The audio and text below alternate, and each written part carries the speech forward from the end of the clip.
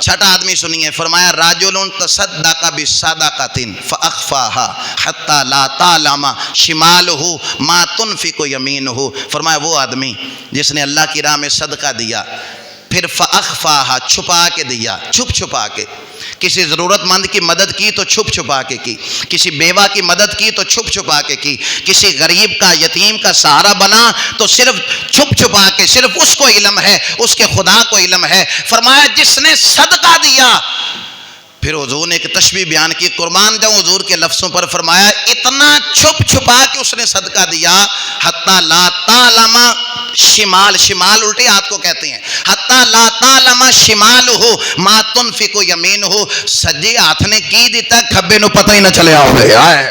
اس سے آپ سمجھ لیں کہ ہمسائے کو بھی علم نہ ہو، اگر ہمسائے کی آپ نے مدد کی، حتیٰ کہ کانوں کان کسی کو خبر نہ ہوئی ہو، جس نے اتنا چھپا کے صدقہ دیا، اس کی خواہش یہ نہیں تھی کہ اخباروں میں میری تصویر بھی چھپے، آٹے کے تھیلے کے ساتھ کسی غریب کو کھڑا کر کے 4-5 چینلوں پر میری ہیڈ لائنز بھی بنے کہ فلاں نے اتنی مدد کر دی، 50 بچیوں کا اس نے جناب اجتماعی شادی اس نے کروا دی۔ بھائی اس کی کوئی ایسی خواہش نہ تھی، اس نے صدقہ دیا، اس نے کسی سے نیکی کی، اور نیکی کر دریا میں ڈال والا فلسفہ اپنا کر اس نے صرف اللہ کی رضا کے لیے اتنا چھپا کے صدقہ دیا کہ الٹے ہاتھ کو خبر بھی نہ ہوئی ہو کہ سیدھے ہاتھ نے کیا خرچ کیا۔ کام مشکل ہے نا بھائی، عزت شہرت کس کو پیاری نہیں ہے، ہر بندہ واہ کی تلاش میں ہوتا ہے الا ماشاءاللہ، لیکن فرمایا اس کو واہ کی پرواہ نہیں تھی، اس کو صرف یہ تھی کوئی دیکھے نہ دیکھے میرا خدا تو دیکھ رہا ہے نا۔ اس نے اتنا چھپا کے صدقہ دیا، الٹے ہاتھ کو خبر نہ ہوئی، سیدھے نے کیا خرچ کیا، فرمایا قیامت کے دن اسے بھی ٹھنڈا سایہ عطا کیا جائے گا۔